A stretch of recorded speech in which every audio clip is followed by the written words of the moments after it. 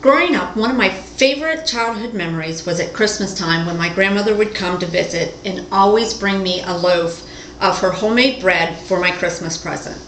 I always knew what I was getting, and I could never wait to open it so that I could take and have a slice. Well, today I'm going to share my grandmother's recipe for her homemade bread.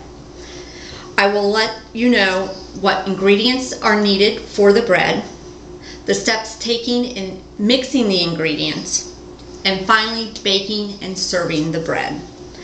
So to get started, we first must preheat our oven to 350 degrees and then get our ingredients ready. We're going to need a cake of yeast, a half a cup of cold water, 1 cup of scalding milk,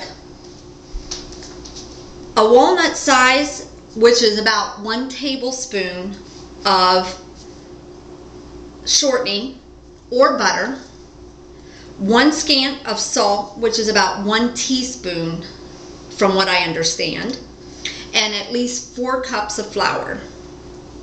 Once we have everything out that we need, let's get started in mixing our ingredients together. The first thing is to get a bowl and dissolve a half a cup of cold water and our yeast. We then can set that aside, and in another mixing bowl we're going to add our other ingredients.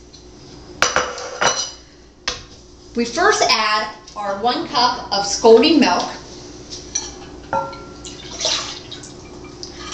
our tablespoon of shortening,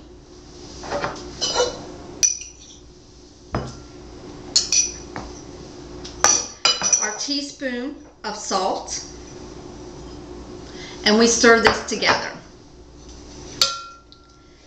Once this is cooled down, we then can add our yeast, which has been dissolving in our cold water. And we add this all together. Once this is added, then we're going to start adding our flour in. From my understanding, from my grandmother's recipe, is that we add at least a half a cup of flour at a time.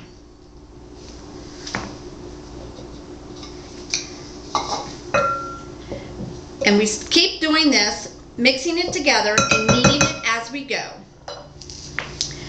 until it looks as if it's kind of like putty. After we've got it to where it's putty looking, we then take and set it aside and let it rise until at least until at least double in size. After the dough has risen, we then work it down, kneading it and adding more flour until it is glossy and elastic looking.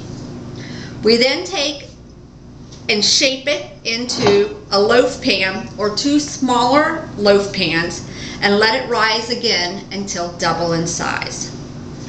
Once the dough is ready, it's time to put it into our preheated oven. We start by baking our dough at 350 degrees for 15 minutes, and then we decrease the oven temperature to 300 degrees and continue baking for about 45 minutes longer. Once the dough is done, the only thing left to do is usually slice, put butter on it, and eat.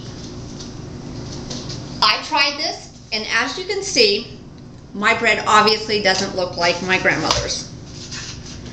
This is a good example of why I'm not the cook in our house.